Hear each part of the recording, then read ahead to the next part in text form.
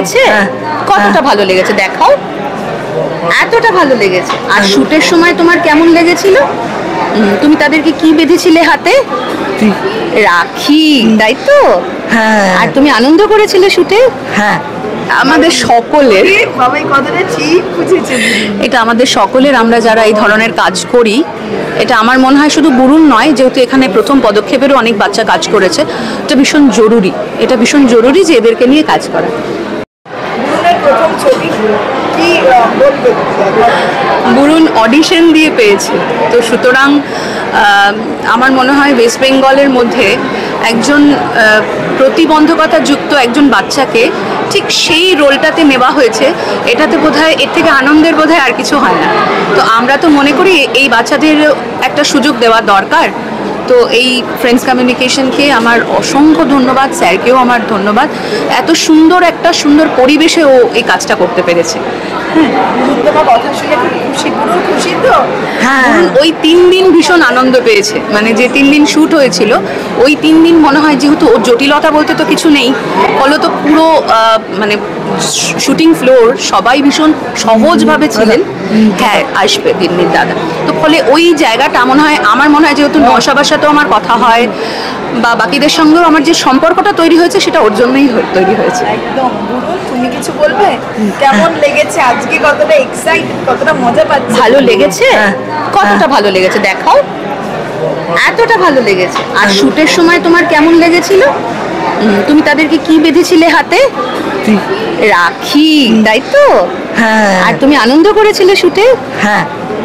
যেহেতু ও non verbal, মানে ওর ওয়ার্ডসগুলো আমরা বুঝি, ও যেমন জোনাকিকে বলে খোকাকি, হ্যাঁ, মানে ওর কিছু নিজস্ব ল্যাঙ্গুয়েজ আছে, তো ওই ল্যাঙ্গুয়েজেই কিন্তু ওনারা ওর সঙ্গে কমিউনিকেট করেছিলেন।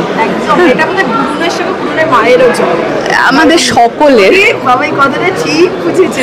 এটা আমাদের সকলের, আমরা যারা এই ধরনের কাজ করি, এটা আমার মনে হয় শুধু বুরুন নয়, যেহেতু এখানে প্রথম পদক্ষেপেরও অনেক বাচ্চা কাজ করেছে, এটা ভীষণ জরুরি। এটা ভীষণ জরুরি যে এদেরকে নিয়ে কাজ করা।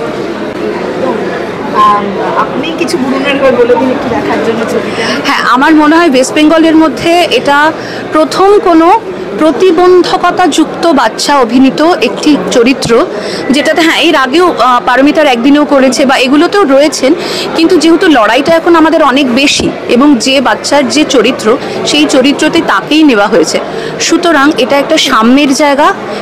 এবং আমার মনে হয় যে লড়াইটা আমরা লড়ছি সেই লড়াইটাতেই কিন্তু আমাদের থাকা দরকার সকলের। তো আপনারা যদি এই ফিল্মটি দেখেন, শুধুমাত্র এটার জন্য নয়, আমাদের বাচ্চাদেরও কিন্তু অনেকটা জয় নিশ্চিত হতে পারে। ব্যাস এটাই, এক পা আমরা, এক পা আপনারা মিলে, সকলে মিলে এগোনো যাবে, এই আর কি। শেষ কবে কিন্তু এই যে মা হিসেবে এতটা পাওয়ার, এতটা পাওয়ারফুল, তোমাকে দেখি আমরা সবসময়, এটা কিভাবে পাওয়া? ওই যে ওখানে দাঁড়িয়ে আছে আরো দুজন, আমার মা আর এক মা। পরিবারটা ভীষণ জরুরি হয়, মানে কোনো মানুষ একা এগোতে পারে না। হয়তো আমাকে দেখা যায় সামনে, কিন্তু আমার পিছনে অসংখ্য মানুষ থাকেন যারা আমাকে এগিয়ে দেন। স্পেশাল এডুকেটেড থাকেন, বিভিন্ন ধরনের মানুষ থাকেন। আমি হয়তো কথা বলতে পারি বলে হয়তো সামনেটা আমি ধরি, কিন্তু আমাকে ঠেলে ওনারা রেখে দেন। তো সুতরাং বুরুনের যে বাবাই, সুরজ, আমার মা, আমার মাসি, আমার গোটা পরিবার যেভাবে এই প্রতিকূলতার সঙ্গে লড়াই করে আমরা একটা জায়গাতে এসেছি, সুতরাং জয় নিশ্চিত যে শুধু আমার তা নয়, সকলের।